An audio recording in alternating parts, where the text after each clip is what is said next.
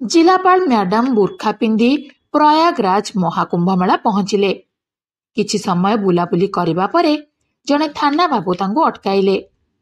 अटकाई बुर्खा खोली जांच करिबा आरंभ करिदेले। एहा परे किछि एमिति घटना घटिला। आ जिलापाल मैडम से थाना बाबूंग सहित एमिति किछि कले सुनिले आपणकर मुंड घुरीजिब। प्रयागराज रे शताब्दीर सबुठु बड़ महाकुंभ मेला आरंभ हो जाइछि। पूरा 124 वर्ष पर ही मेला पड़ी। कुहा जाउछि कि यदि एही महाकुंभ रे किए शाही स्नान करिदिए ताहले ता जीवन सफल होइजिब। सेथिपाई 50 कोटी हिंदू लोक एठाकु आसी डेरा पकाइछन्ति। एहाकु नै विश्व रेकर्ड स्थापन हेबार संभावना रहिछि। तेणु एते बड़ पुण्य करिबा पई जेतेबेले जणे जिलापाल मैडम बुर्खा पिंधि महाकुंभ रे बुड़ पकेया पे आसिले एमिति कोन परिस्थिति हेला। पुणी थाना बाबू तांको सहित एमिति कोन कले जे से स्थान पूरा हुलस्थुल होइगला। एही घटना परे जिलापाल मैडम एते बिगिड़ी गले आ से तुरंत किछि एमिति कले जे सेठारे उपस्थित लोक ताज्जुब होइगले। ए घटनाटी आसीछि मध्य प्रदेश रो मंदसौर जिल्लारू। मंदसौर जिल्ला रे एक साधारण परिवार रहुथिले। परिवार रे पंकज बाबू और तांकर स्त्री और 10 वर्षर पुओ जीतू रहुथिले। जेमिति से महाकुंभ कथा जानिले सेठाकु जीवा पई प्लानिंग कले। तांकर गोटे होटल थिला, सेथिरु तांको परिवार चलुथिला। तेणु से भाबिले कि महाकुंभ को जाई सेठारे होटल खोलिबा पई किछि अधिक रोजगार भी होइजिब। कुंभर लाभ उठाइबा सहित लोकंकु भी सेवा मिलिजिब।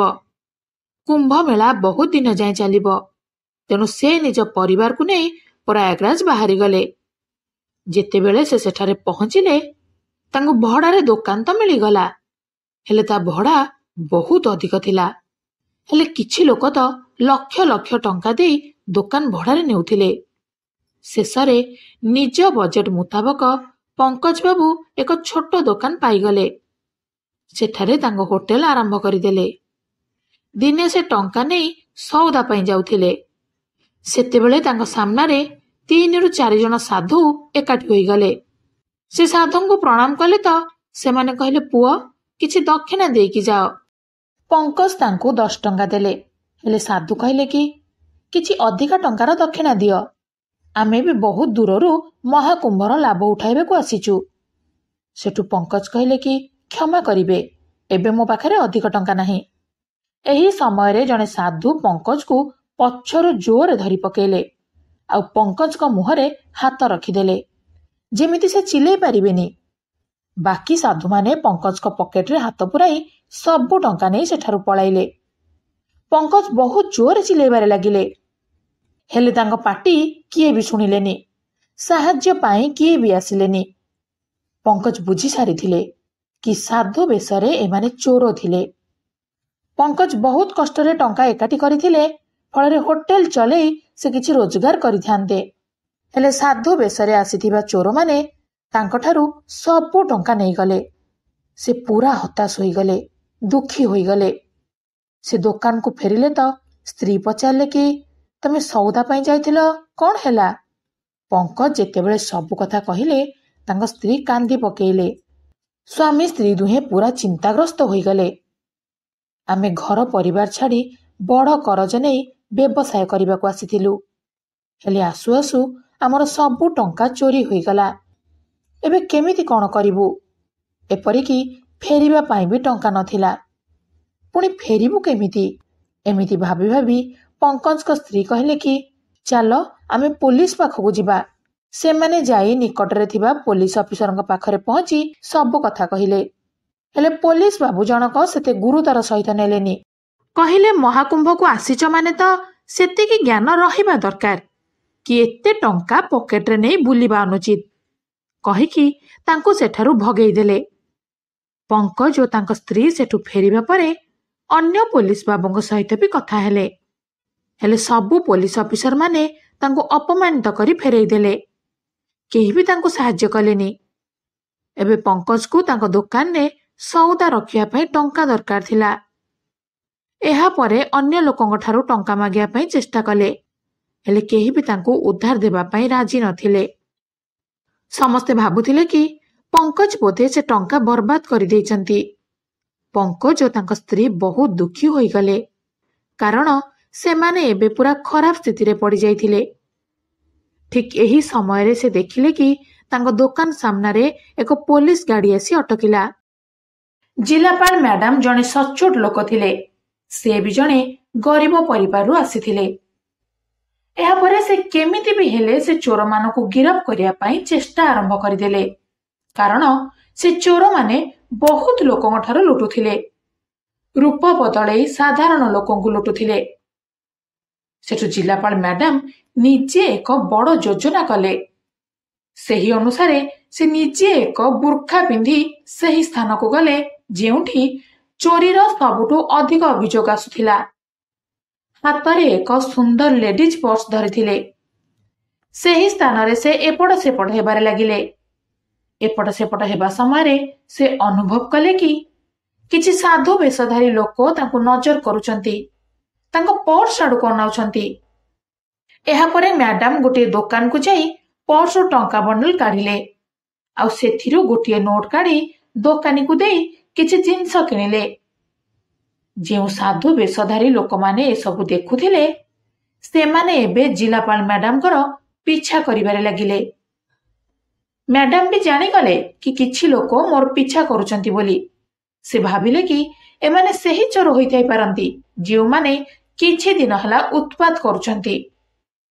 ଜିଲ୍ଲାପାଳ ମ୍ୟାଡାମ ଚାଲି ଚାଲି ଏକ ନିଛାଟିଆ ରାସ୍ତାକୁ ପଳେଇ ଆସିଲେ, ଯେଉଁଠି କମ୍ ଭିଡ଼ ଥିଲା। ହଠାତ୍ ସେ ସାଧୁ ବେଶଧାରୀ ଲୋକମାନେ ଜିଲ୍ଲାପାଳ ମ୍ୟାଡାମଙ୍କ ଆଡ଼କୁ ଆସି କହିଲେ କି ଆମକୁ କିଛି ଦକ୍ଷିଣା ଦିଅନ୍ତୁ। ମ୍ୟାଡାମ ତାଙ୍କୁ 10 ଟଙ୍କା ଦେଲେ। ହେଲେ ସେମାନଙ୍କ ଭିତରୁ ଜଣେ କହିଲେ କି ଆମେ ଦେଖିଛୁ ଆପଣଙ୍କ ପାଖରେ ବହୁତ ଟଙ୍କା ଅଛି। ଆମେ ବହୁତ ଦୂରରୁ ମହାକୁମ୍ଭ ଦେଖିବାକୁ ଆସିଛୁ, ତେଣୁ କିଛି ଅଧିକା ଟଙ୍କା ଦେଇ ପୁଣ୍ୟ କରନ୍ତୁ। ତାପରେ ଜିଲ୍ଲାପାଳ ମ୍ୟାଡାମ ବି କହିଲେ କି କ୍ଷମା କରିବେ, ମୋତେ ଏବେ ହସ୍ପିଟାଲ ଯିବାର ଅଛି। ମୋ ପୁଅ ପୁରା ଅସୁସ୍ଥ, ତା ଚିକିତ୍ସା ପାଇଁ ଏ ଟଙ୍କା ଜମା କରିବାର ଅଛି।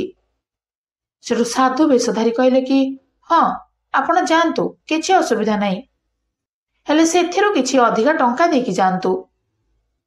ସେଠୁ ମ୍ୟାଡାମ କହିଲେ ଆପଣ କାହିଁକି ଏତେ ଜବରଦସ୍ତି କରୁଛନ୍ତି? ଭିକ ମାଗୁଛନ୍ତି ନା କ'ଣ?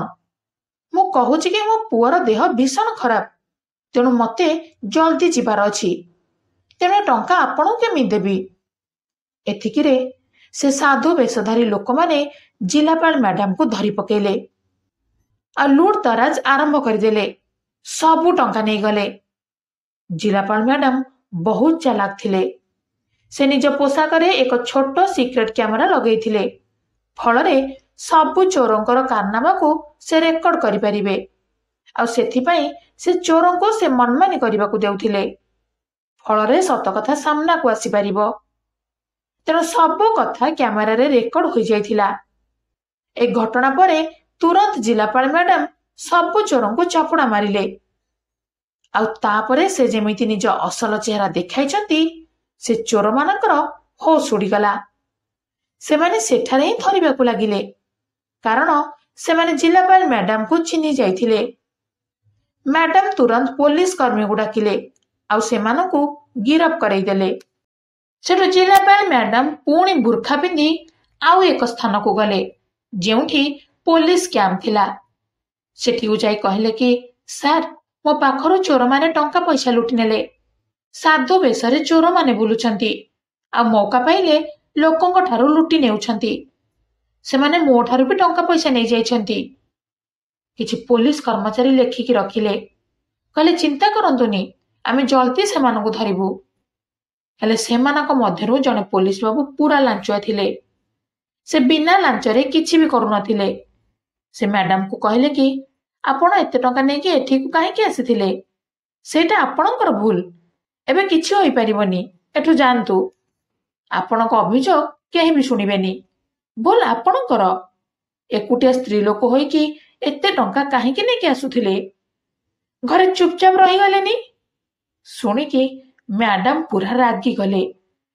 ବୁର୍ଖା ଖୋଲି ନିଜର ଅସଲ ଚେହେରା ଦେଖାଇଲେ। ଯେମିତି ବୁର୍ଖା ଭିତରେ ଜିଲ୍ଲାପାଳ ମ୍ୟାଡାମକୁ ଦେଖିଛନ୍ତି, पुलिस बाबू चमकी पड़े और तुरंत सैल्यूट मारी कहले, मैडम क्षमा करदेवे, मु आपण को चिन्ह पारिलिनी। जिलापाल मैडम पूरा रागी गले और सही घटनास्थल ही सस्पेंड कले। सबू पुलिस को डाकी निर्देश देले कि यदि छोट घटना भी घटुची ताले तुरंत कार्यानुष्ठान निय। तापरे मैडम थाना को जाई से चोर मान सहित कथबार्ता कले। जना पड़ला कि एटा छोट कथा नुहे।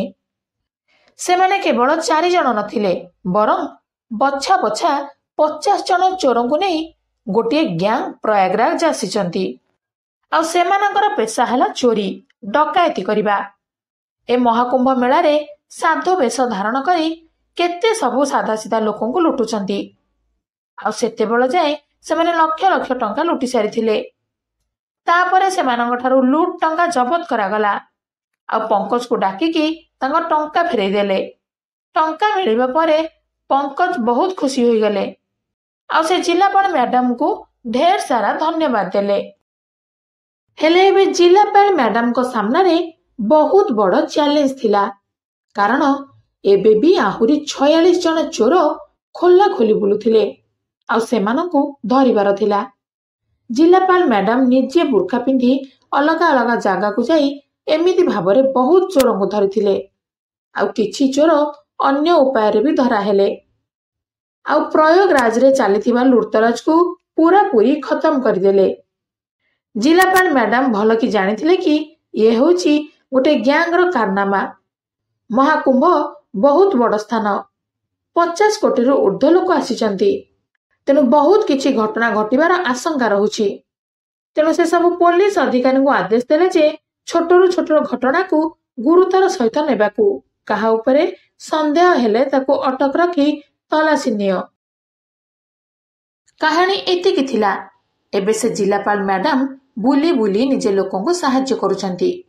आपण को जिलापाल मैडम को योजना निष्पत्ति तांका साहस केमिति लागिला निजर ना सहित जागा ना लिखि कमेंट बॉक्स रे मत देबे। पर वीडियो रे आपणकर ना घोषणा हेबो। गत वीडियो रे कमेंट करथिबा व्यक्ति माने हेले अर्जुन साहू चरंपा, कीर्ति नारायण षडंगी अनुगुल, शोभावना विश्वाल, सोमनाथ राउत बलांगीर, तरुण तेलकोई मिलिपिरी, कैलाश राउल, दुर्योधन नायक, जोगिता सुंदरगढ़, मुरली सुनामदी गुणपुर, सुरेंद्र पंडा साखीगोपाल, लक्ष्मीधर, प्रभाकर सामल जाजपुर, आनंद बारी केंझर, सर्वेश्वर मिश्र पुरोहितपुर, अन्नपूर्णा जेना राघवपुर, दामोदर बिरुआ मयूरभंज, नरोत्तम रणा बलांगीर, गोदावरीश मिश्र, चिन्मयी नायक चौद्वार, कंबुपाणी प्रधान पळसगोरा, शांतिलता घड़ई